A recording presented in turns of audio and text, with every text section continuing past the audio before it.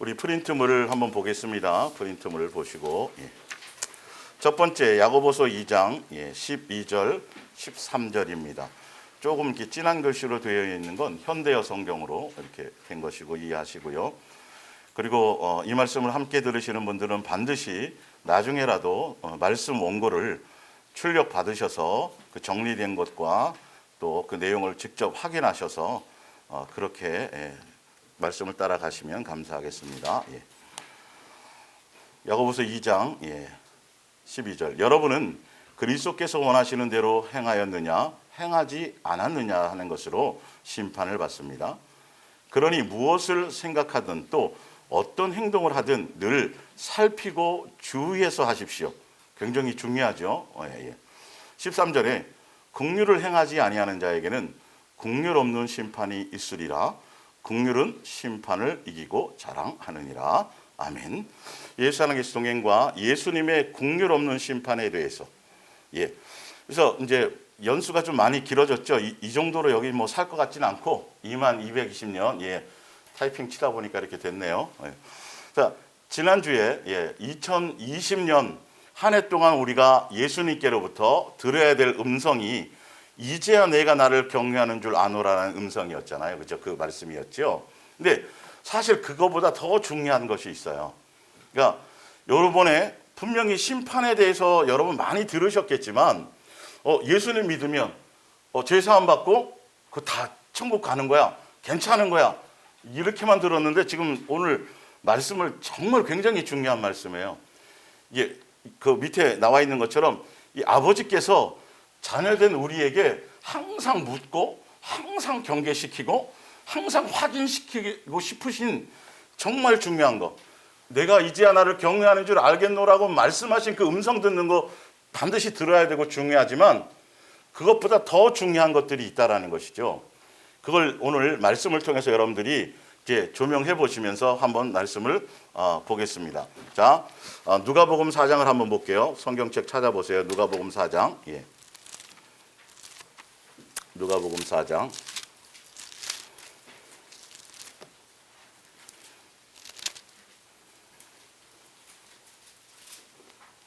16절 볼게요. 4장 16절. 예수께서 그 자라나신 곳 나사렛에 이르사 안식일에 늘 하시던 대로 회당에 들어가서 성경을 읽으려고 서심해 선지자 이사야의 글을 들이거늘 책을 펴서 이렇게 기록된 데를 찾으시니 곧 주의 성령이 내게 임하셨으니 이는 가난한 자에게 복음을 전하게 하시려고 내게 기름을 부으시고 나를 보내사 포로된 자에게 자유를 눈먼 자에게 다시 보게 함을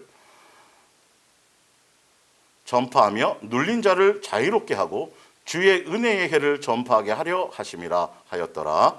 아멘. 예수님이 이 땅에 오시기 전에 구약에서부터 계속 메시아가 올 것인데 와서 그분이 구원하실 것인데 그분이 어떤 역할을 하시고 어떤 일을 하실 것인가에 대해서 구약에 예언된 대로 성경을 통해서 계속 말씀해 주신 것들이 있어요. 그래서 가난한 자에게 복음이 전파된다. 눈먼 자도 뜬다. 그래서 모든 것에서 모인 것에서 자유하게 해주신다라고 이런 말씀을. 그래서 많은 사람들이 그래서 그 예수님이 오셔서 우리의 모든 것에서 자유해 주시고 죄에서도 자유해 주시고 그래서 나 죄의 짐에 눌려 있었는데 예수님 믿어갖고 죄의 짐에서 자유 받고 세상에 얽혀 있는 모든 문제에서 내가 다 해결받고 너무 좋아요. 그러면서 전도도 하고 간증도 하고 막 하는데 근데 더 중요한 것이 있다라는 거죠. 그게 끝이 아니라는 거예요. 성경의 말씀. 오늘 이 긍휼이 없는 심판에 대한 부분들은 그것이 완성이고 그것이 끝이 아니라 예수님은 그래서 이스라엘 백성들이 그들이 창세전에 예수님이 어떤 계획을 세운 것에 대한 그 전체 의미를 알지 못하고 그래서 베드로전서 1장부터 읽어보면 성경을 기록하라고 선지자들에게 말씀하시고 전달한 그 기록한 사람들조차도 예수님이 언제 오실 거고 어떤 저기 할 것인지에 대해서 그 기록할 당시에는 몰랐어요. 나중에 성령님이 오셔서야 그때서야 이런 분이 오시고 이렇게 하시고 이런 교회 가운데 이렇게 있는 거구나라고 지금 하고 있다라는 거죠. 하나 더 찾아볼게요. 자, 출애굽기 14장입니다.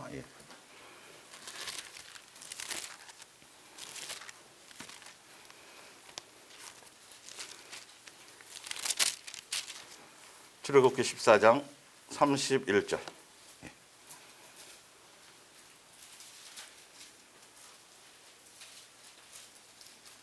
30절부터 볼까요? 14장 30절. 그날에 여호와께서 이같이 이스라엘을 애굽 사람의 손에서 구원하시매 이스라엘이 바닷가에서 애굽 사람들이 죽어 있는 것을 보았더라.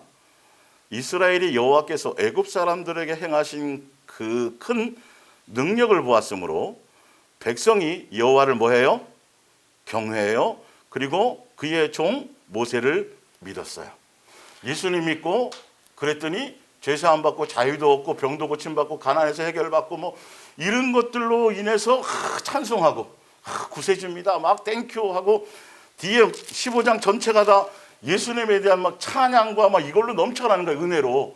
예, 사실 다 넘쳐나는 거죠. 근데 그 넘쳐나는 것으로 끝나는 게 아니라 우리 이제는 세상에서 어떤 목표를 1등 하려고 그래서 1등 하기 위해서 열심히 달려가는 데까지는 정말 죽을 둥 살 둥해서 막 달려가요. 근데 그 1등을 이룬 것보다 더 중요한 게 뭐예요? 더 힘든 게 그 1등을 지키는 거예요. 유지해 나가는 거예요. 근데 지금 요거를 사람들이 모르는데 예수님은 아버지는 계속 그 말씀을 해요. 내가 너에게 자유 주었다. 내가 너에게 은혜 주었다. 죄에서 자유해 줬고 모든 얽힌 것에서 내가 너를 다 해방시켜 주었다. 그리고 가난해서 뭐 응답 주시고 뭐 모든 표적을 보여주시고 다 출애굽시켜 줬으니 평생 430년 동안 노예생하고 종사를 하는 것에서 출애굽시켜 주시고 자유케 해 주시고 더더군다나 그들을 압제하는 원수를 갚아줘 버렸어요. 그 군대를 수장시켜 버렸다고요. 예. 강 가운데. 그러니 누가 최고인 것밖에 없어요? 예수님이 최고다. 그러면 그 은혜 받고 지금 저 예수 믿으면 죄 해결 받고 막 천국 간다. 우린 천국 백성이다. 이제는 뭐 우리는 자유 얻었다. 어디 매일 게 없다. 종교에서 벗어났다. 그러면 그게 계속 한결같이 지속돼야 되잖아요. 예수님에 대해서. 근데 이스라엘이랑 우리 그냥 얼마 뒤돌아서 갖고 조금 가다 보니까 벌써 그 앞에 거는 은혜 준 거, 뭐 구원해 준 거, 뭐 이런 거 이거 뭐 없이 다시 또 어디로 돌아가요? 옛날 생각으로. 그래서 출애굽해서 광야길을 걸으면서 예수님이 주시는 거 먹여주고 입혀주고 재워주고 구름기둥 불기둥으로 하여튼 노예에서 해방되어서 땀 흘리고 노력하지 않고 뭐 고민하지 않아도 먹을 거 그냥 막 떨어지지요. 그냥 예, 난방 준비 안 해도 되지요. 그 길을 가면서도 마음속에는 항상 어디를 생각했다라고요? 옛날 생각을 하는 거예요. 옛날. 옛사람일 때. 내 마음과 내 육체의 원함을 살고 자유롭게 살 수 있었던 그때를 계속 생각하는 것이에요. 예. 자, 하나만 더 찾아볼게요. 베드로후서 2장 20절입니다.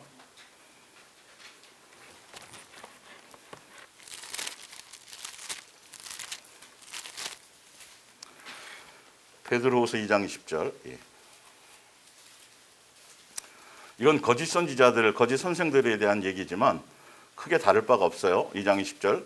만일 그들이 우리 주 대신 구주 예수 그리스도를 알므로 세상의 더러움을 피한 후에 다시 그 중에 얽매이고 다시 세상으로 돌아가고 예수님 믿어서 죄사함 받았어요. 간증하고 뭐 은혜 받고 병에서 귀신 쫓아서 병도 낫고요. 이거 다 해결됐고요. 이렇게 예. 그 중에 얽매이고 지면 그 나중 형편이 처음보다 더 심하리니 의의 도를 안 후에 받은 거룩한 명령을 저버리는 것보다 알지 못하는 것이 도리어 그들에게 이 은혜를 처음부터 모르는 게 더 낫다는 거예요. 여러분 이게 심각한 거예요. 우리는 정말 잘 새겨 들으셔야 돼요. 예, 차라리 예수님을 모르는 게 낫다라니까요. 이게 아이러니하지 않아요? 이런 얘기를 그죠? 예수님 믿어서 구원받았어요. 해결받았어요. 문제가 이제 천국 백성 됐어요. 우리 집안이 대대로 무속의 집안이고 뭐하고 뭐 이랬는데 이제 예수님 만나서 영적 자유를 누리네요. 왜 그렇게 막 열광치고 막 하는데 중요한 건 다시 돌아가 버리면 그것을 계속 유지해서 은혜 자리로 계속 나가 예수님으로 말미암아 그게 계속 유지해 나가야 되는데 계속 그걸 물어보시는 거예요. 내가 너 용서해 줬지? 내가 너 십자가의 사랑으로 죄 사함 받았게 해줬지? 내가 너에게 은혜 줬지? 너 이제 계속 하는데 긍휼 없는 심판이 뭔지를 이제 제가 설명드릴게요. 하여튼 그래서 속담에 22절에 참된 속담에 이르기를 개가 그 토하였던 것에 돌아가고 돼지가 씻었다가 더러운 구덩이에 도로 누웠다 하는 말이 그들에게 응하였도다. 이게 실제로 비일비재하게 너무도 많다라는 거예요. 근데 이것에 대해서 예수님은 경계하세요. 끊임없이 예수님의 자녀들에게 끊임없이 자만하지 않고 교만하지 않고 선줄로 생각하지 않게 하도록 끊임없이 10년 가운데 다른 거 말고 계속 낮아져라, 겸손해져라, 나 놓치지 마라. 계속 예수님은 그걸 하고 계신데 종교적인 것에 생각에 빠져가지고는 그것이 아니라 그걸 돌아볼 생각보다는 제가 주를 위해서 뭘 할게요. 상급 주신다면서요. 사명이고 뭐고 이런 쪽에 지금 하고 있다라니까요. 그러다가 어느 순간에 어떻게 된다고요? 싹 다 까먹고 어디로 돌아가요? 옛날로 돌아가게 된다라는 거예요. 자, 히브리서 6장을 한번 볼게요. 제가 이번 현대어 성경으로 제가 한번 6장 1절입니다.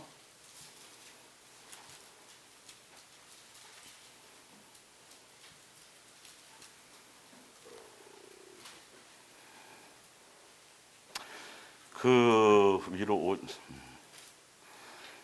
5장 12절부터 볼게요. 여러분은 벌써 오래전에 그리스도인이 되었습니다. 그러니 이제는 남을 가르칠 만도 한데 아직도 하나님의 말씀의 초보적인 원리도 채 이해하지 못하는 형편입니다. 단단한 음식을 먹을 만큼 크지도 못하고 언제까지나 젖만 먹는 갓난아이에 머물러 있습니다. 젖만 먹는 사람은 옳고 그른 것을 분별하지 못합니다. 아직 어린아이에 불과하기 때문입니다. 여러분이 성장한 그리스도인이 되어서 올바른 일을 실천함으로써 옳고 그른 것을 분별하게 되어야 비로소 단단한 음식을 먹고 하나님의 말씀의 깊은 뜻을 깨달을 수 있는 능력을 갖게 되는 것입니다. 이제는 그리스도 교회의 초보의 진리를 배우느라 같은 자리에서 언제까지나 맴도는 일은 그만두고 더 깊은 진리를 배우는 자리로 나아가십시오. 또한 이해력을 키워서 건장한 교인의 품격을 갖추도록 하십시오. 착한 일을 해서 구원 얻으려는 어리석은 생각이나 하나님을 믿어야 한다는 필요성만을 가지고 떠드는 일에 더 이상 귀 기울이지 마십시오. 침례와 성령의 은사와 죽은 자의 부활과 영원한 심판에 대해서도 더 이상 가르침을 받을 필요가 없습니다. 주께서 허락하신다면 이제는 다음 단계로 나아가야 합니다. 여러분은 어쨌든 복음을 이해하고 하늘에서 내리신 기쁨을 맛보았고 성령도 받았습니다. 그리고 하나님의 말씀이 얼마나 선하신가를 알고 앞으로 올 세계의 힘을 피부로 느꼈습니다. 여기까지는 우리 지금 다 하고 있어요, 없어요? 경험했어요, 안 했어요? 다 경험하고 다 알고, 그죠? 이것 때문에 기뻐하고 자유를 하고 있지요. 그런데 예수님은 그것조차도 그리스도 교회 뭐라고요? 이게 초보라고요. 여기에 머물러 있으면 안 된다라고요. 계속 진행해 나가야 된다라고요. 안 그러면 다시 돌아갈 수밖에 없다라는. 그러니까 은혜를 경험한 거, 1등을 이루기 위해서 그렇게 전심을 다해서 노력해서 1등을 해서 금메달도 따고 뭘 했지만 그 기간이 10년, 20년이 되고 먹을 거 제대로 못 먹고 남 놀 때 못 놀고 방학 때 남들 방학할 때 운동선수들은 다 나와서 훈련하잖아요. 얼마나 힘들어요. 그래서 그 영광을 쟁취했잖아요. 근데 더 중요한 건 지키는 게 더 중요하다라는 거예요. 예수님이 우리에게 베풀어 주신 은혜, 예수님의 생명과 은혜와 모든 십자가의 사랑과 전인격으로 그분의 전지전능한 모든 능력을 동원해서 우리를 살려주셨어요. 씻겨주셨어요. 그 사랑으로 불러주셨어요. 그거에 멈추어서 그것으로 좋아하고 끝나면 안 된다라는 거예요. 성령의 은사를 맛보고 모든 걸 말씀도 알고 뭐 깨달음도 알고 다 아는데 더 중요한 건 다시 돌아갈 수 있다라는 거예요. 자, 그런데도 계속 하나님께 등을 돌린다면 다시는 죽게 돌아설 수 없게 됩니다. 만일 여러분이 그리스도를 부인하거나 모욕하거나 무사람들 앞에 욕되게 한다면 그것은 하나님의 아들을 다시 십자가에 못 박는 셈, 그지요? 셈이니 여러분은 어떤 회개로도 새 사람이 되기 어렵습니다. 야, 성령의 능력을 맛봤는데 손만 얹으면 귀신이 떠나고 병자도 고치고 기도하는 거 응답받아고 예수님 믿기 전에는 막 가난에 찌들어서 그냥 저주받았네 그랬는데 이젠 부유함도 누리고 기타 할 수 있는 예수님의 주시고자 하는 은혜를 다 경험했는데도 불구하고 뭐 할 수 있다라고요? 다시 돌아갈 수 있다라는 얘기예요. 다시 돌아갈 수 있다라는 거예요. 자, 그러면 그것과 지금 긍휼이 없으면 긍휼 없는 심판이 무엇인 거예요? 내가 너 용서해 줬잖아. 내가 너에게 사랑을 베풀었지. 내가 너에게 은혜를 주었지. 그러면 너는 어떻게 할래? 요거예요. 받은 것으로 좋아하고 그것을 기뻐하고 맨날 그거 자랑할 게 아니라 너 지금 용서 받았잖아. 내가 너에게 긍휼을 베풀었잖아. 그런데 그 받은 거, 은혜 받은 거, 긍휼 받은 거, 용서 받은 거, 자비로 받은 거, 이 모든 것들을 내가 다 경험했는데도 불구하고 내가 뭐 하지 않으면, 그렇죠, 내가 예수님으로 말미암은 것을 열매 맺지 못하면, 내가 너에게 그렇게 해주었는데, 이렇게 할게요. 그렇게 해주었는데, 예, 너는이야, 너는. 근데 해줬는데 네가 긍휼을 베풀지 않지 않니? 그러면 그것 때문에 그 긍휼이 없는, 열매 없는, 그 용서 없는, 사랑의 열매 없는 그것 때문에 심판받을 거야 라는 거예요. 조금만 용서받을 걸 이럴 줄 알았으면 조금만 용서받을 걸. 그러니까 뭐 돈을 어디서 빌리면 많은 사람들이 처음 빌릴 때 다 갚아야 되는 생각을 못 해요. 갚게 되겠지라는 해서 처음에는 막 할 수만 있는 대로 막 땡겨서 돈을 받는데 나중에 갚을 때는 야, 이럴 줄 알았으면 내가 그때 조금만 이렇게 하잖아요.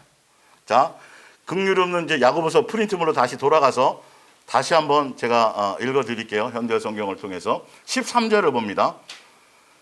12절부터 여러분은 그리스도께서 원하시는 대로 행하였느냐 행하지 않았느냐.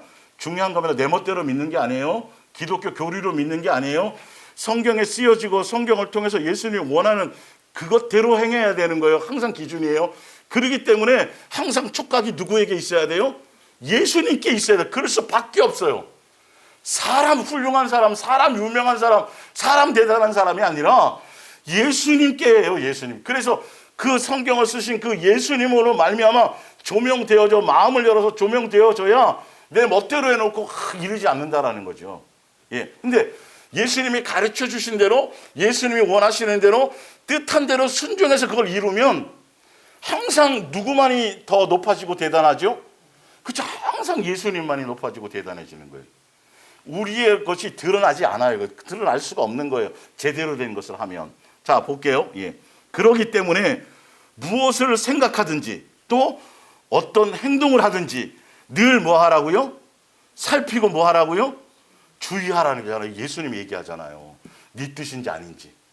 감동받을 때부터 시작해갖고 특히 제가 말씀드렸죠. 선한 일을 할 때, 남에게 좋은 일을 해줄 때, 나 뭐 이럴 때 일수록 더 많이 경계하고 더 많이 조심하고 더 많이 예수님이 원하심을 따라가려고 마음에 잘 안 되더라도 괜찮아요. 잘 안 들려도 괜찮아요. 중심을 일단 그렇게 잡으시라는 거예요. 거기서부터 시작이 되는 거예요. 그리고 13절에 말씀하세요. 긍휼을 행하지 아니하는 자에게는, 긍휼은 우리가 예수님께로부터 긍휼을 받았으니까 자녀가 됐잖아요. 그랬으니까 죄사함 받은 거잖아요. 그러니까 우리가 자유를 누리는 거잖아요. 그죠? 예. 긍휼을 행하지 아니하는 자에게는 긍휼 없는 심판이 있으리라. 긍휼은 그 밑에 보면 현대 성경은 어떻게 돼 있어요? 남에게 긍휼을 베푼다면 하나님께서도 여러분에게 자비를 베푸셔서 심판을 어떻게 해요? 심판에 뭐 신경 쓸 일이 없다라는 거예요. 대단하죠, 그렇죠? 심판을 두려워할 필요가 없어요. 예수님의 자녀대로 정상적으로 양육받아서 예수님 나 용서하셨는데 당연히 그 용서한 은혜가 내게 있다라면 나로 끝나지 않고 나로 입 닫지 않고 그 은혜를 더 많이 열매로 나타내줘야 된단 말이에요. 하늘에서 비가 내리고 뭐 수많은 은혜가 내려서 식물들이 어떻게 돼요? 농사 짓다 보면 다 공급받잖아요. 그래 놓고 열매는 안 내고 가시덤불만 낸다면 주인이 다 불살라 버린다라는 거예요. 우리가 지금 예수님의 은혜로 살아야 안 살아요?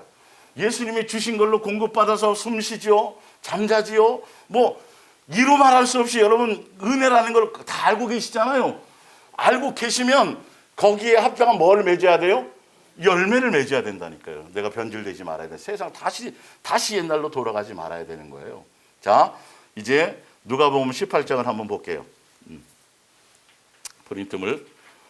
또 자기를 의롭다고 믿고 다른 사람을 멸시하는 자들에게 이 비유로 말씀하시되, 이거는 누구나 다 될 수 있는 거예요. 예, 자기를 의롭다고 믿고 다른 사람을 멸시하는 건 누구나 다 대상이 될 수 있어요. 자, 그런데 원래는 몇 절부터 자 13절에 보면 세리는 멀리 서서 감히 그 전에 우리가 저기로 보서 볼게요. 10절 원래 성경대로 10절에 두 사람이 기도하러 성전에 올라가니 하나는 바리새인이요 하나는 세리라. 바리새인은 서서 따로 기도하여 이르되 하나님이여, 나는 다른 사람들 곧 토세, 불의, 간음하는 자들과 같지 아니하고 이 세리와도 같지 아니함을 감사하나이다. 나는 일회에 2번씩 금식하고 또 소득의 11조를 드리나이다 하고, 13절에 세리는 멀리 서서 감히 눈을 들어 하늘을 쳐다보지도 못하고 다만 가슴을 치며 이르되 하나님이여 불쌍히 여기소서 나는 죄인으로소이다 하였느니라. 무릇 내가 너에게 이르노니 이에 저 바리새인이 아니고 이 사람이 의롭다 하심을 받고 그의 집으로 내려갔느니라. 무릇 자기를 높이는 자는 낮아지고 자기를 낮추는 자는 높아지리라 하시니라. 그래서 우리는 예수님의 은혜를 경험하고 사랑을 경험하고 긍휼을 경험했더니 우리는 의롭기보다는 우리는 누구보다도 더하다? 세리보다도 더하다? 창기보다도 더하다? 막 깨닫잖아요. 막 은혜가 넘치잖아요. 그죠? 근데 오늘 성경은 제가 그걸 뒤집어 놨어요. 그랬던 우리가 창기라고 생각하고 세리보다도 못하다고 해서 예수님 은혜 받았을 때 그것 때문에 막 너무 감사하고 막 남을 하지 않았던 우리가 어느 순간인가 그것이 노련해져서 누구가 될 수 있어요? 어느 순간 바리새인이 지금 그래서 뒤집어 놓은 거예요. 재밌죠? 성경을 예수님이 설명해 주시기가. 창기와 세리로 끝난 게 아니에요. 우리가 뭐 되는 걸 조심하라고요?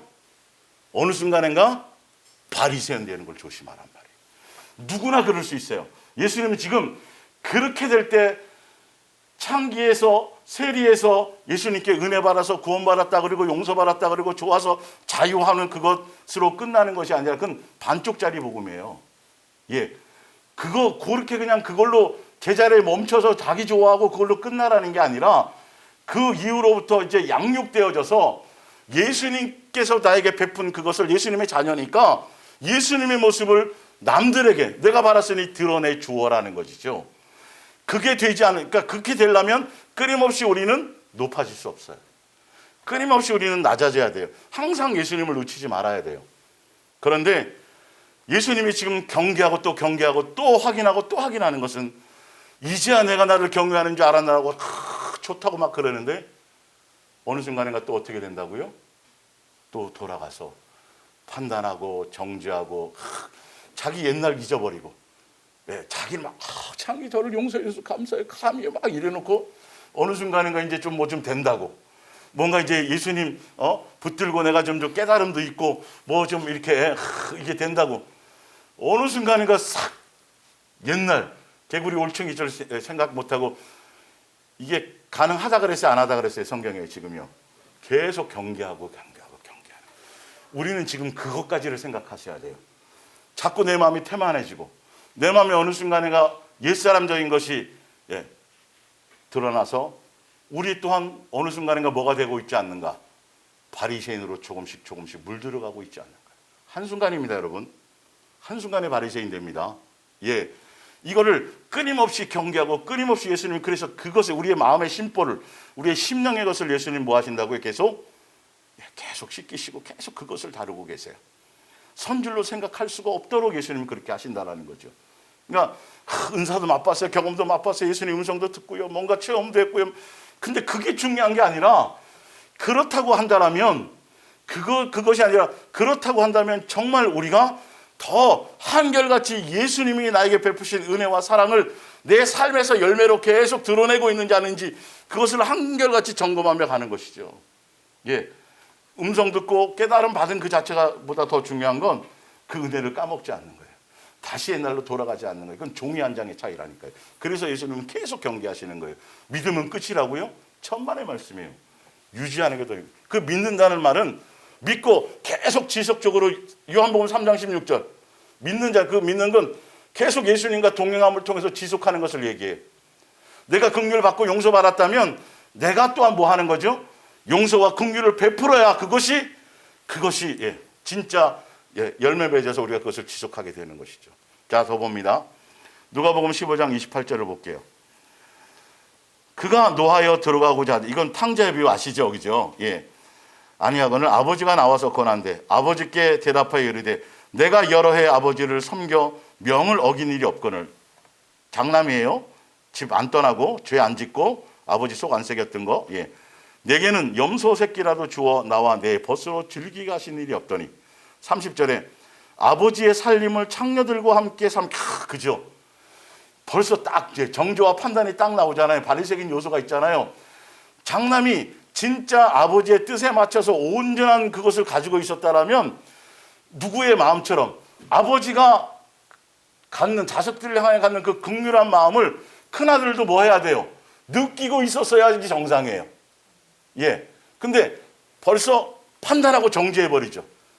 저 인간이. 제 지금 보세요. 네.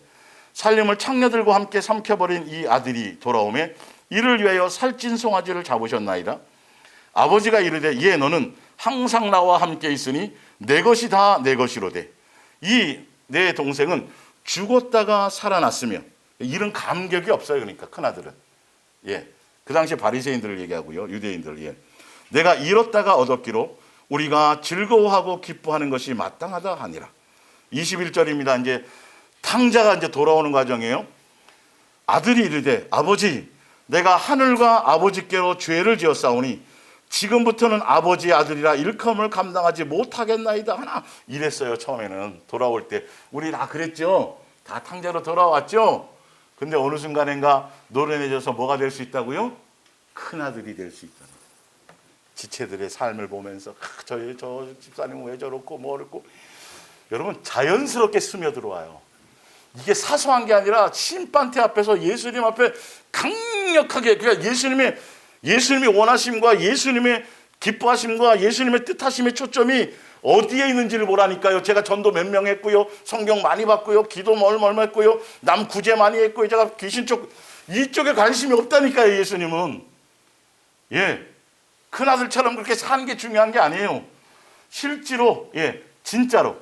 자 볼게요. 아니 22절 아버지는 종들에게 이르되 제일 좋은 옷을 내어다가 입히고 손에 가락지를 끼우고 발에 신을 신기라. 그리고 살찐 송아지를 끌어다가 잡으라. 우리가 먹고 즐기자. 24절 이 내 아들은 죽었다가 다시 살아났으며 내가 잃었다가 다시 얻었노라 하니 그들이 즐거워하더라. 맏아들은 밭에 있다가 돌아와 집에 가까이 왔을 때에 풍악과 춤추는 소리를 듣고 한 종을 불러 이 무슨 일인가를 물은데 대답하되 당신의 동생이 돌아왔음에 당신의 아버지가 건강한 그를 다시 맞아들이게 되므로 인하여 살찐 송아지를 잡았나이다 하니. 그랬더니 아까 얘기한 것처럼 그냥 하면서 저거 지금 좀 다창탕장 쟤한테 무슨 은혜를 베풀고. 우리가 뭐가 될 수 있다고요? 한순간에 그렇게 될 수 있어요. 처음에 은혜를 받을 때 그럴 때는 제가 탕자였어요. 제가 죄인 괴수 중에 괴수였어요. 근데 더 중요한 건 어느 순간에가 뭐가 되는 거? 바리새인이 되는 거예요. 판단하고 정죄하는 거. 옛날에 언제 그러냐는 식으로. 그래서 우리는 예수님은 끊임없이 내가 너 용서해줬지, 내가 긍휼을 베풀었지, 그러면 너는 어떻게 할래? 너는 이것이 어떻게 돼야 돼요? 계속 끊임없이 그렇게 가야 돼요. 내 삶의 현장에서 자꾸 순간순간 어떤 것들이 내가 예수님으로 말미암아 받은 그 은혜와 그 능력과 그 모든 것들이 오히려 그것을 통해서 자꾸 세속화되어지고 자꾸 바리새인 되어지고 자꾸 장남처럼 큰아들처럼 그렇게 변해가고 있는지 아닌지에 대한 그 경계를 하라는 거예요. 긍휼 자유의 율법처럼 심판을 받는다는 의미가 바로 그거라는 거예요. 예수님의 주신 그 은혜를 너는 끊임없이 계속해서 삶의 열매로 드러나게 하라는 거예요. 그거 놓치지 말라는 거죠. 한순간에 그렇게 될 수 있다 그랬어요? 없다 그랬어요? 될 수 있다고요. 성령의 능력을 체험하고 경험하고 은사도 맛보고 산을 옮길 만한 믿음도 있고, 그리고 또 뭐도 있어요? 전 재산을 다 팔아 가난한 자에게 구제하는 것까지 다 하는데도 불구하고 복음을 전하다가 화형을 당하는 정도의 그 위치에 있다 할지라도 뭐가 없으면 사랑이 없으면이 바로 그거라는 거예요. 너의 심령에 긍휼함이 없으면, 이거는요 자기의 영광을 위해서, 상급을 위해서, 자기의 목적을 위해서도 목숨 버릴 수 있어요. 세상적으로도 마찬가지예요. 전 재산을 팔아 뭘 할 수도 있어요.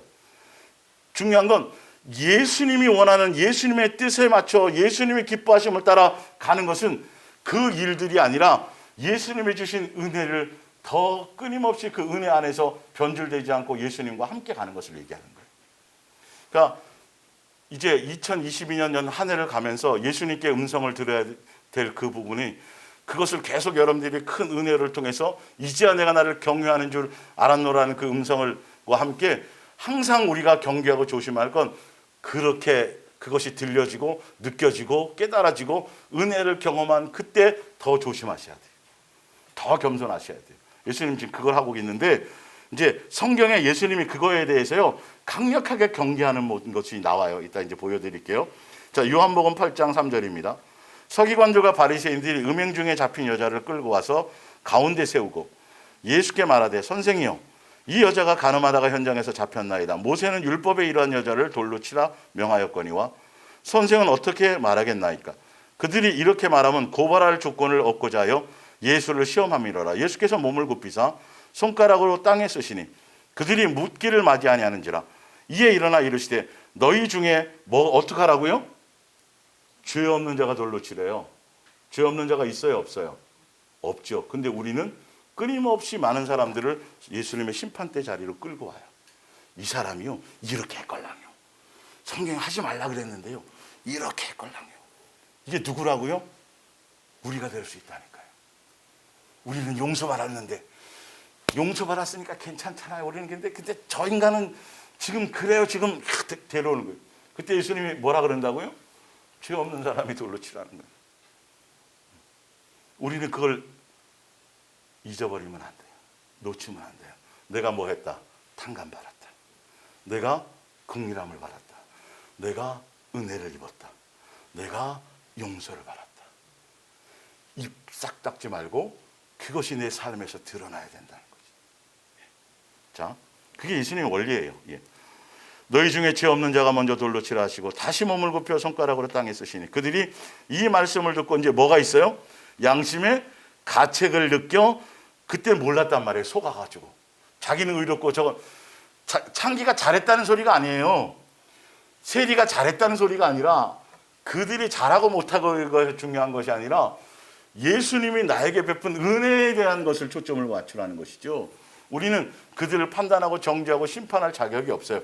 동일한 사람들이나 동일한 은혜를 경험해 준 거기 때문에 내가 받은 은혜로 그대로 그 모습을 드러내며 살면 되는 것에 초점을 맞추면 되는데, 우리 속에 끊임없이 자꾸 뭐가 나와요? 마귀적인 게 나온다고요. 순간 나와요. 자꾸 순간 판단해요. 순간 정죄해요. 예, 그러면 다시 옛날로 자꾸 돌아가려는 거예요. 이게. 예. 자, 젊은이까지 하나씩 나아가고 오직 예수와 그 가운데 섰던 여자만 남았더라. 10절에 예수께서 일어나서 여자 외에 아무도 없는 것을 보시고 이르시되, 여자여, 너를 뭐 하던 사람이요? 고발하던 그들이 어디 있느냐? 우리도 또한 누구를 자꾸 고발할 수 있겠죠. 너를 정죄한 자가 없느냐? 이 여자가 죄 지은 거 맞아요, 안 맞아요? 맞죠. 당연히 죄 지은 게 맞는데 그걸 우리는, 자 볼게요. 자, 예수님의 입장으로 볼게요. 11절에 대답하되 주여 없나이다. 예수께서 이르시되 나도 너를 뭐 하지 않아요? 예수님 정죄하지 않는다니까요. 이게 정죄는 마귀가 자꾸 정죄하는 거예요. 현장에서 가늠하다 잡힌 여인이 잘했다라는 소리가 아니라 죄를 지었지만 정죄 안 해요. 우리가 죄를 정함받았으면 여기 이렇게 살아남아요, 못 살아남아요? 그 사람보다 더 벌써 벼락맞아 죽었을 거예요.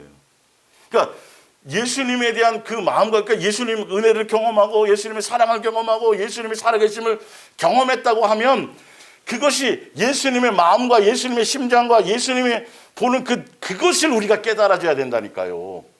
이게 성경의 지식과 이론을 깨닫는 게 아니라, 그래져야 예수님은 그걸 원하지 않아. 예수님 내게에도 긍휼 베푸시고 나를 정죄하지 않으셨지. 그러면 나도 또한 뭐 하지 말아야지? 정죄하지 말아야지가 당연한 것인데, 이게 조금 좀 깨끗해졌다고 생각하면 이게 나온다니까요. 자꾸 비교한다니까요. 이게 사소한 일이에요. 엄청나게 심각한 얘기예요. 이거를 사소하게 여기는 거예요. 전도 많이 하는 거, 교회 가서 뭐 엄청 이게 대단한 일이라고 생각하지, 예수님이 보는 건 지금 그게 엄청나게 지금 심각한 문제란 말이에요. 귤 하나, 감자나 귤 이렇게 해놓으면 하나가 썩으면 에이 뭐 30개나 있는데 뭐 까짓 거 한순간에 다 썩어버려요.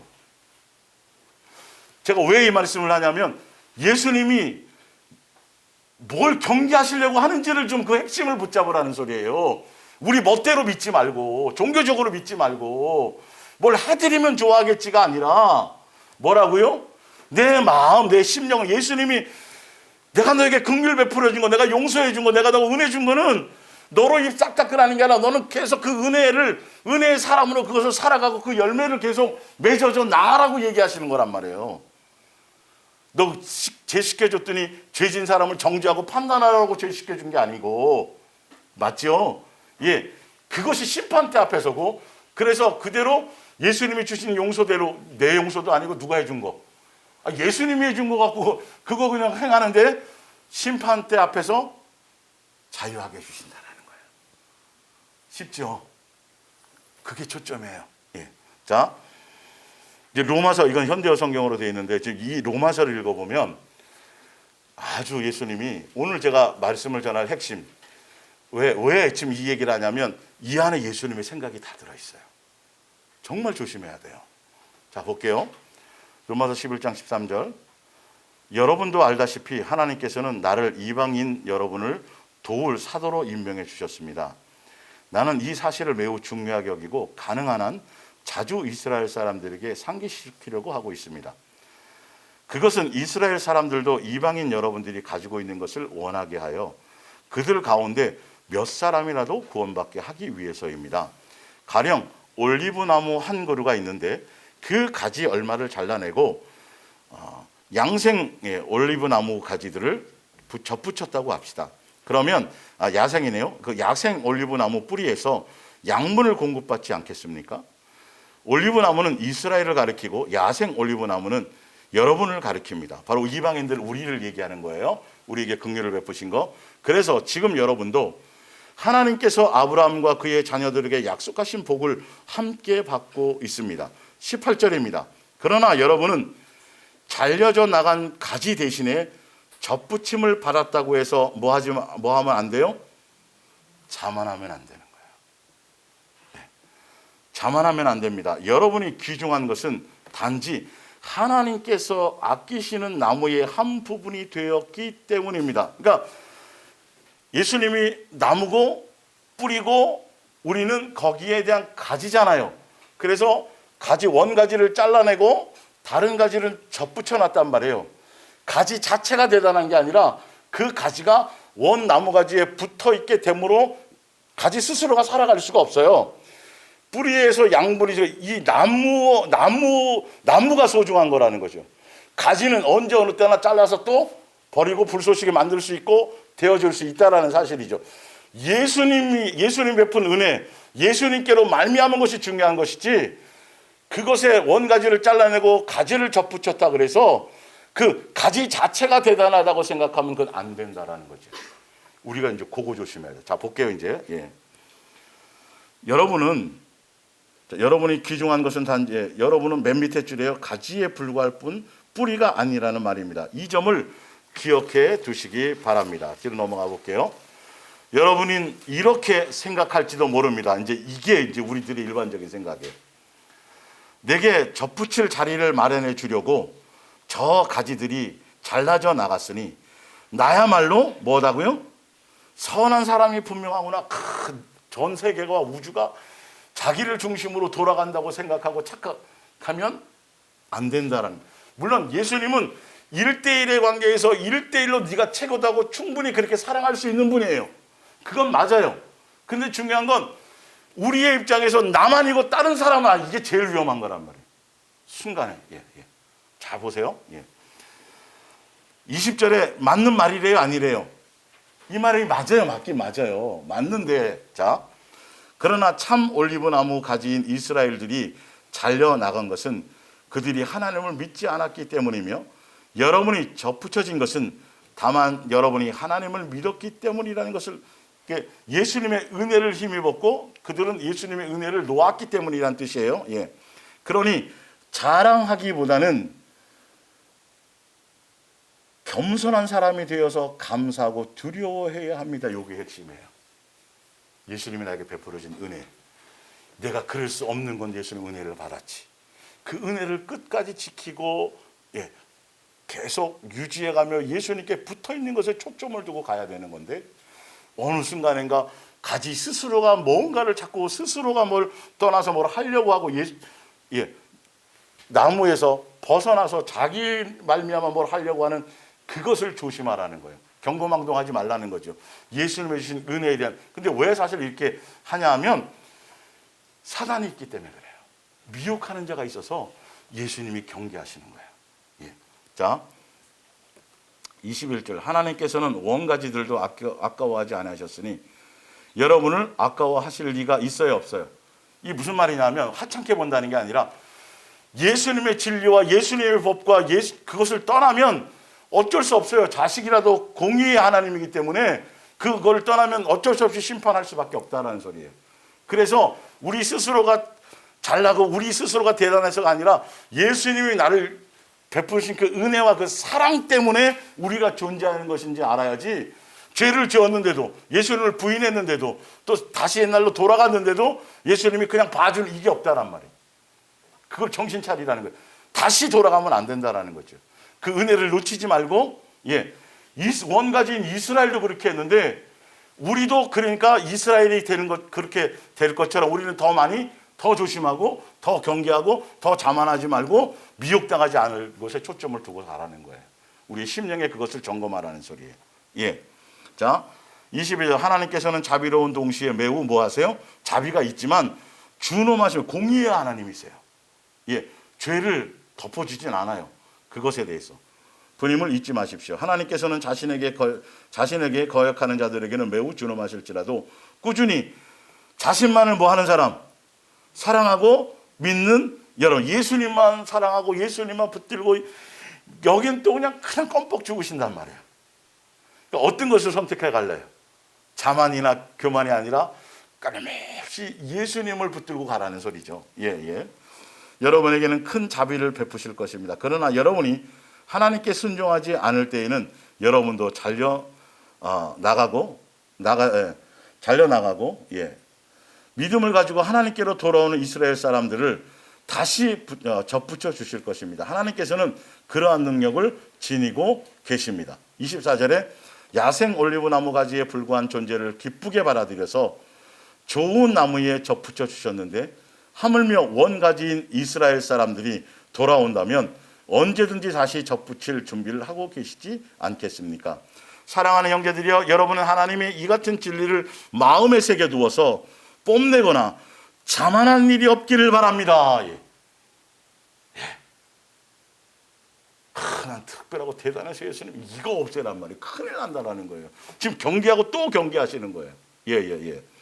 지금은 비록 이스라엘 사람 중에 복음에 반대하는 자들이 있을지라도 이런 일은 여러분 이방인들 중에 그리스도께 나오기를 원하는 사람들이 모두 다 올 때까지만 지속될 것이라는 사실입니다. 26절. 그때가 오면 모든 이스라엘 사람들은 다 구원을 받을 것입니다. 여러분은 예언자들이 여기에 대해 한 말을 기억하십시오. 시온으로부터 해방자가 나와서 야곱의 후손을 모두 불경건에서 돌아오게 하시리라. 그때 나는 내가 약속한 대로 그들의 죄를 없애버리리라. 여러분이 하나님을 반역한 때도 있었으나 이스라엘 사람들이 하나님의 선물을 거절하자 하나님께서는 그 대신에 여러분에게 자비를 베푸셨습니다. 하나님께서 이거는 이스라엘의 반역을 의도적으로 만드셨다는 소리가 아니에요. 밑에 보면 나와요. 지금 이스라엘 사람들이 하나님을 거역하고 있으나 언젠가는 그들도 돌아서 여러분이 받고 있는 하나님의 자비를 함께 나누게 될 것입니다. 32절을 보세요. 이게 답이에요. 원래는 하나님께서는 모든 사람에게 골고루 자비를 베푸시려고 온갖 불순종을 참아온 것입니다. 우리 하나님은 얼마나 위대하신지요. 그분의 지혜와 지식과 분은 얼마나 크신지요. 그분의 결정과 방법을 우리가 어떻게 우리 이 썩은 머리로는 그분이 그 심오한 뜻과 이걸 헤아릴 수 없다니까요. 예수님이 그 긍휼과 자비를 어떻게 해서라도 한 사람에게 어떻게 하면 골고루 어떻게 하면 누구에게나 다 차별이 없이 다 줄까를 고민하는 거예요. 근데 이스라엘이 지금 그 반역을 했거든요. 그 잠깐 참아주시는 거예요. 그 기회에 옳게 잘 됐구나. 이럴 때 그 은혜를 누구에게로 돌리는 거죠? 이방인 우리에게 돌리는 거예요. 그걸 알아야지 쟤네들보다 우리가 나았어. 이러면 큰일 나는 거예요. 큰일 나는 거예요. 이 지금 너무 중요한 말씀이에요. 지금 성경. 반쪽짜리 복음에서 믿음은 끝나는 게 아니라 믿음 이후부터가 더 중요하다니까요. 어떤 열매를 맺고 살아가느냐가 더 중요한 건데 예수 믿으면 천국이요. 이제 지옥 가지 않습니다. 그러니까 이제 가서 상급 받으세요. 여러분 여기 사기에 당하지 말란 말이에요. 예? 다시 돌아갈 수 있다고 돼 있잖아요. 성령의 은혜 체험 통해서 아까 굉장히 많이 나왔죠. 그죠? 다시 돌아간다니까요. 한순간에도. 어느 순간에 자기가 선생이 되고 어느 순간에 자기가 바리새인 되고 어느 순간인가 또 그렇게 돌아간다라니까요. 예수님이 나에게 베푸는 그 긍휼을 놓치는 순간 그 긍휼을 계속 이어서 장성한 자로 계속 열매 맺어 나가야 되는데 심판, 부활, 예수님 오시는 거 재림, 삶 그거가 아니에요. 더 온전한 대로 예수님의 모습을 드러내는 삶으로 우리가 계속 성장해 가야 된다는 거죠. 자, 그분의 방법을 우리가 어떻게 이해할 수 있겠습니까? 34절. 누가 주님의 마음을 알 수 있겠습니까? 누가 그분의 의논 상대가 될 수 있겠습니까? 우리는 예수님의 발톱도 못 쫓아가요. 그분의 그 자비하심과 그래서 우리가 예수님을 안다는 건 이 말씀을 통해서 그분의 마음을 자꾸 이해해 가려고 하셔야 돼요. 그래서 제가 오늘 그 긍휼 없는 심판에 대해서 여러분에게 예수님의 심장이 어떻고 예수님의 어떤 마음과 어떤 것을 좋아하시고 어떤 것인지 그걸 제가 지금 전달해 드리는 거예요. 그래서 고린도전서 2장 9절을 볼게요. 기록된 바 하나님이 자기를 사랑한 자들을 위하여 예비하신 모든 것은 눈으로 보지 못하고 귀로 듣지 못하고 사람의 마음으로 생각지도 못하였다함과 같은 이건 오직 누구로만 말미암아 돼요?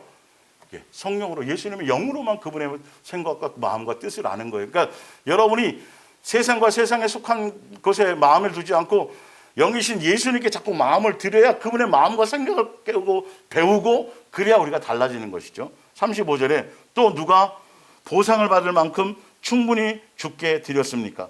36절 모든 것은 하나님께로부터 온 것입니다. 모든 것은 그분의 능력에 의해서 살고 모든 것은 그분의 영광을 위해서 존재합니다. 모든 영광을 영원토록 하나님께 바치십시오. 이 모든 것들이 다 예수님으로부터 왔고 그러니까 예수님이 아니면 우리가 지금 이 모든 삶에 된 이 모든 여정들 모든 것들이 전적으로 다 누구의 은혜예요? 예수님의 은혜. 그래서 그 예수님의 받은 은혜를 끝까지 지속하고 붙들고 가는 것이 그거 은혜를 지키고 그것을 그래서 모든 것이 예수님으로 말미암았기 때문에 내게서 나의 선, 나의 의, 자기의 뭔가를 드러내면 자꾸 비교하거든요. 저 인간은 그렇고 나보다 좀 그렇고 저번 나보다 더 이렇게 돼버리는 그거 보라는 게 아니라 예수님의 은혜를 놓치지 않고 예수님을 놓치지 말라는 거죠. 자, 거기 보면 고린도전서 15장 8절을 볼게요. 고린도전서 15장 8절.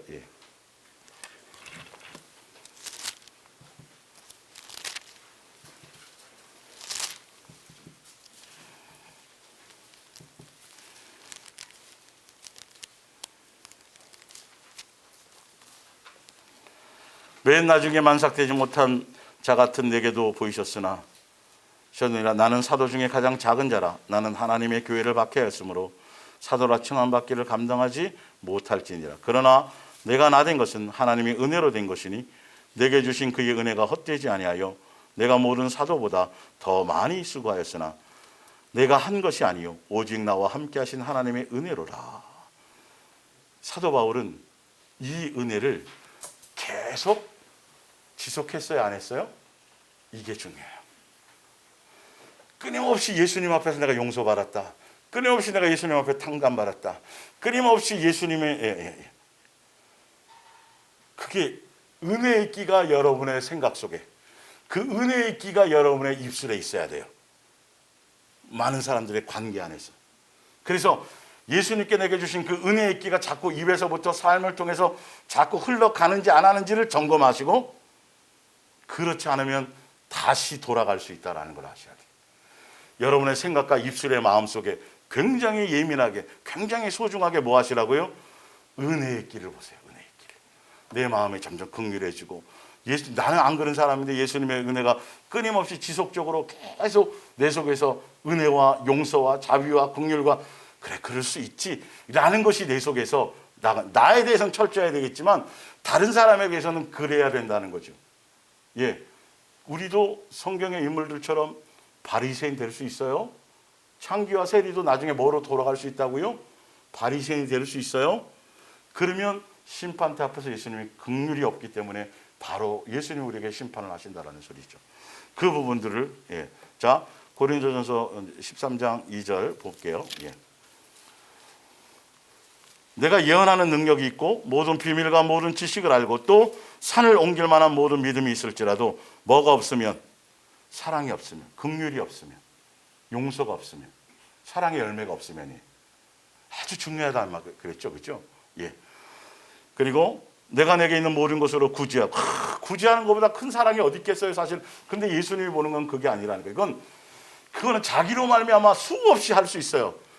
그게 내 심장에 예수님의 심장이 장착되어서 예수님의 긍휼과 자비와 용서를 그대로 나타내는 것이 되어져야 돼. 그러니까 내 거 말고 누구 거요? 예수님이 주신 용서를 하란 말이에요. 그렇기 때문에 내가 존재하는 거거든요. 그 은혜 때문에 내가 존재하는 건데 어느 순간인가 그 은혜 까먹고 내 스스로가 뭔가 됐다고는 등 따시고 배부르니까 누가 부자 되게 해주셨는데, 예수님, 우리 인간은 그렇다니까요. 옛날에 어떻게 살았었는데 이제 지금은 좀 밥숟가락 좀 들만하고 뭐하고 뭐 이렇게 좀 되어지잖아요. 그럼 어느 순간인가 거기다 자꾸 누구의 의를 집어넣어요?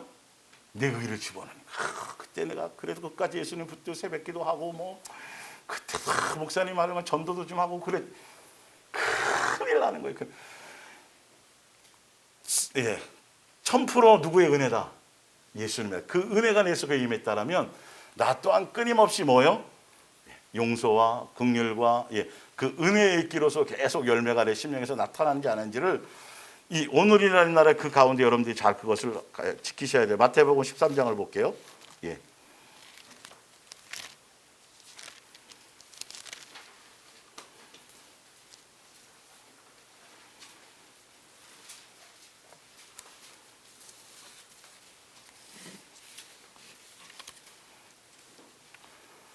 마태복음 13장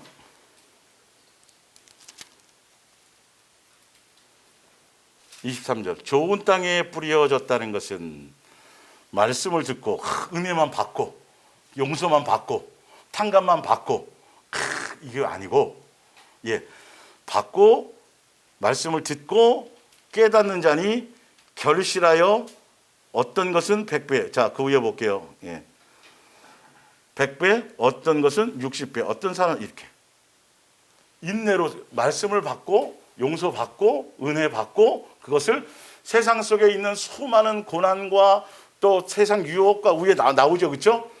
똑같이 은혜를 받는단 말이에요. 받는데 한순간에 까먹는 사람이 있고 좋아요 막 이러다가 또 세상 바라보면서 순간 예, 지금 가시떨기나 이런 것처럼 진짜 은혜를 받은 사람은 끊임없이 그걸 붙들고 변질되지 않고 그 은혜 안에서, 예, 인내를 가지고 뭐 맺을 때까지, 그 은혜의 열매가 누구에게 나타날 때까지, 그렇죠? 예수님의 뿌려주신 그 은혜의 씨가 나로 말미암아 그건 그거예요. 전도의 열매 아니에요, 이거요. 예, 돈 30배, 60배, 100배로 버는 그 얘기가 아니에요. 지금 이거는 그 우리에게 주신 믿음의 분량대로 그 사랑의 열매. 예수님의 말씀이 뭐예요? 계명이 뭐예요? 사랑하나밖에 없다니까요. 그 세 계명이 창세부터 계속 그 얘기밖에 없다니까요. 예, 자, 야고보서 2장을 보세요.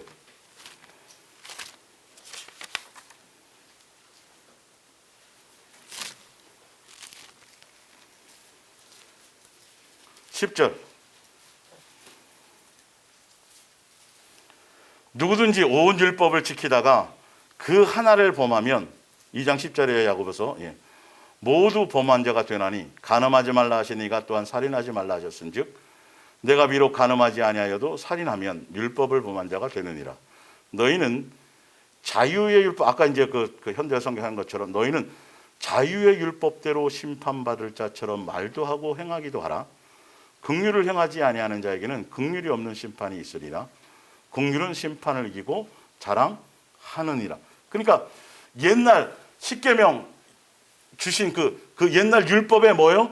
정신 왜 주셨는지, 그리고 예수님은 왜 사랑 세 계명으로 그 율법을 완성해서 왜 세 계명을 주시고 그 세 계명을 지키라고 하신 세 계명을 주신 뭘 알아야 돼요? 의미를 알아야 되는 거예요. 근데 여기 나와 있잖아요. 자기 사람의 수준대로 십계명 이 정도 지키고 이렇게 하고 이렇게, 그러니까 형식적으로 지식적으로 그래 이렇게 하라 했으니까 오늘 간음 안 했어, 도둑질 안 했거든, 지금 이 얘기를 하는 게 아니라 율법의 정신을 알란 말이에요. 율법의 정신을. 그래서 내가 너희를 용서하고, 예수님이 먼저 우리를 사랑해 주셨어요, 안 해주셨어요? 먼저 사랑해 주시고 가르쳐 주시고 확증해 주시고 한 거잖아요. 근데 그 사랑이 이거는 되고 저거는 되고 이게 아니라 그 예수님의 그 사랑의 정신이, 사랑의 마음이, 사랑의 인격이 우리 안에 있어서 그 어떤 항목이라도, 그 어떤 것이라도 그 은혜와 긍휼로 다 우리가 소화할 수 있어야 된다는 것을 얘기하는 거예요. 자유의 율법자라는 것. 예수님이 우리에게 주신 그 사랑으로 말미암아 율법에 속한 그 모든, 요거는 지키는데 저거는 안 되고 이건 안 되는 거예요. 그거는 세상적인 거고 자기 수준에서 인간의 방법으로 내가 간음 같은 건 내가 이길 수 있는데 도둑질은 안 돼, 이건 안 되는 거고, 예수님의 자비와 긍휼과 그 사랑이 내 심장에 장착이 되면 그 어떤적인 요소라도 다 어떻게 돼야 돼요? 소화할 수 있어지는 사람이 되라는 소리예요. 자유의 율법자처럼 예수님으로 말미암아 예수님의 긍휼로 너희는 그것에 대한 열매를 맺는 사람이 되라는 뜻이에요. 그게 안 되면 심판대 앞에서 자유로울 수 없다고 되어 있죠. 예. 자, 프린트본을 이제 쭉 읽어볼게요. 예. 그래서 예수님이 왜 이런 말씀을 하신지를 아시란 말이에요. 계속 경계하시는 이유가, 그러니까 받기 전의 문제는 용서 받은 다음에도 계속 이것은 진행되는 거예요. 마태복음 7장 1절입니다. 비판을 받지 아니하려거든 뭐 하지 말라? 비판하지 말라. 이 비판을 누구에게 받는다고 생각하세요? 사람끼리 받는다고 생각하세요? 아니요. 누가 정죄하신다는 거예요. 그렇죠. 너가 긍휼을 베풀었는데 네가 긍휼을 하지 않으니까. 사람에게 받는 건 아무것도 아니에요. 예수님께 있게 되면 살아남지 못해요. 살아남지 못해요. 너희가 비판하는 그 비판으로 너희가 뭘 받아요? 비판을 받을 것이요. 너희가 헤아리는 그 헤아림으로 너희가 헤아림을 받을 것이니. 구체적인 얘기를 해주세요. 그거지. 어찌하여 형제의 눈 속에 있는 티는 보고 내 눈 속에 있는 뭘 보지 못하느냐? 들보를 보지 못하느냐. 있어요, 우리 속에. 있는데 예수님의 은혜와 긍휼이 임하면 그것이 내 속에서 없어지고 제거가 되는데, 예수님의 은혜와 긍휼을 놓치는 순간 내 들보가 작동해서 남이 티가 보이기 시작하는 거예요. 이 원리를 아셔야 돼요. 보라, 내 눈 속에 들보가 있는데 어찌하여 형제에게 말하기를 나로 내 눈 속에 있는 티를 빼게 하라 하겠느냐. 외식하는 자에 먼저 내 눈 속에 있는 뭐부터 빼라고요? 우리부터 빼라고요. 나부터라고요. 내 것부터. 내 속에 있는 것이 드러나는 거란 말이에요. 마태복음 18장 32절, 이에 주인이 그를 불러다가 말하되 악한 종아, 내가 빌기에 내가 내 빛을 전부 탕감하여 주었거늘. 33절이 중요하단 말이에요. 예수님이 우리에게 요구하시는 거. 탕감해 준 게 중요한 게 아니라, 탕감한 것도 탕감한 거지만 예수님이 우리에게 요구하시는 건 이거란 말이에요. 내가 너를 뭐 해서 우리 불쌍히 여겨줬잖아요. 창기였던 거, 세리 같은 거 우리 용서해 줬잖아요. 정죄하지 않았잖아요. 같이 너도 내 동료를 어떻게 여겨야 돼요? 이게 마땅한 건데 안 하는 게 문제는. 내 은혜 받고 막 좋아하고 간증하고 지저스 땡큐, 이게 중요한 게 아니라, 그랬다면 예수님의 뜻은 왜 먼저 사랑했는지, 내가 왜 너를 용서했는지, 내가 왜 그걸 하나를 쫙 퍼져나가게 하라는 거예요. 그게 천국 백성이에요. 그게 먼저 여러분이 집에서 먼저 믿은 사람입니까? 그러면 먼저 썩어서 미랄이 되셔야 돼요. 예수님이 먼저 사랑해 주셨잖아요. 그래서 그 용서를 여러분의 삶 가운데서 먼저 하는 것이 되어져야 됩니다. 굉장히 중요한 거죠. 핵심인 것이죠. 예. 그러면서 마땅하냐고 주인이 놓아여 그 빛을 다 갚도록 그들 옥졸에게 넘기니라. 35절에 너희가 각각 뭐로요?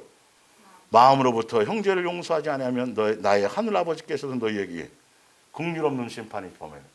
내가 너를 용서했는데 네가 남을 용서하지 않아? 내가 너를 자비를 베푸는데 하지 않아? 이걸로 심판을 받는 거예요. 예수님이 하는 거예요? 내가 받는 거예요?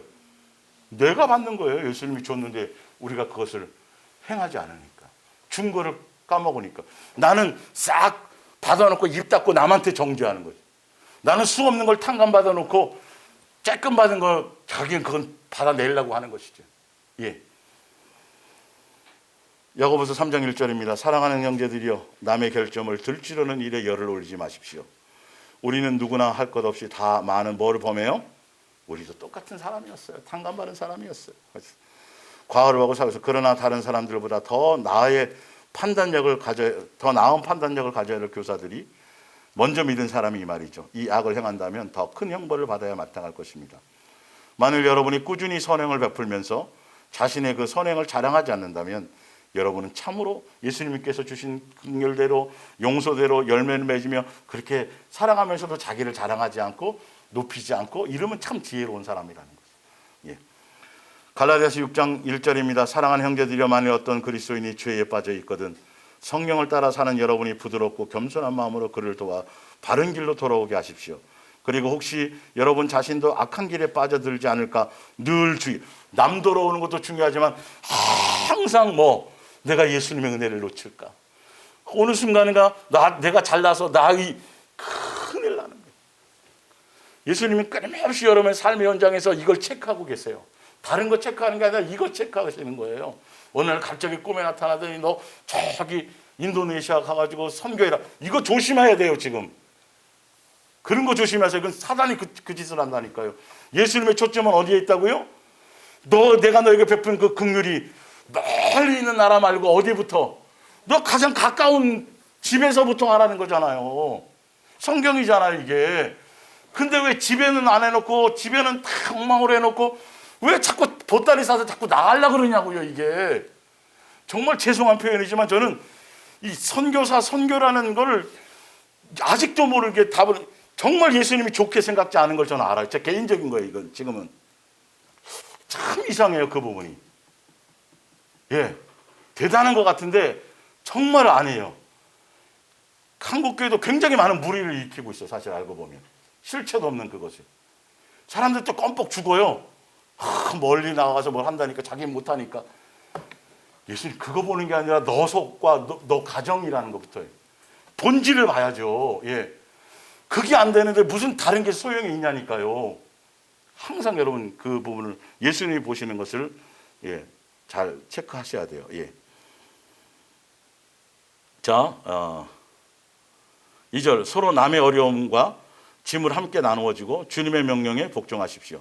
사실 아무것도 아닌 채 처지에 무엇이나 된 것처럼 자기를 높이고 있다면 그것은 스스로 거역하는 짓입니다. 그런 사람은 아무 값어치도 없는 인간입니다. 이거 스스로 잡아낼 수 있어요, 없어요? 여러분들 잡아내셔야 돼요. 나는 알아요. 나는 알아요. 제가 여러분을 안다는 소리 아니에요. 각자는 안단 말이야. 이거 굉장히 중요해요. 아무것도 아닌 인간이에요. 그렇게 돼버리면. 예. 각각 자기가 하는 일을 잘 살펴보십시오. 자기를 돌아보세요.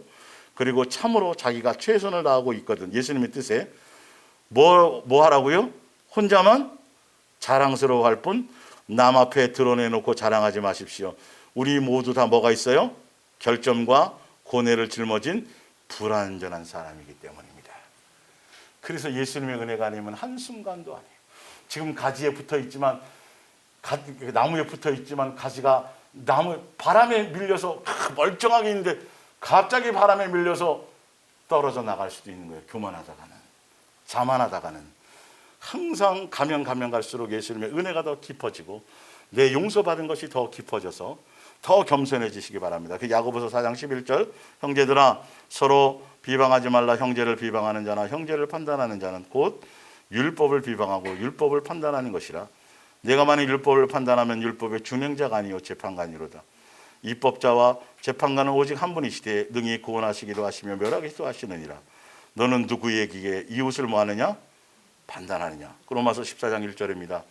여러분의 동료가 되기를 원하는 형제가 있거든 그의 믿음이 약하더라도 따지지 마시하십시오.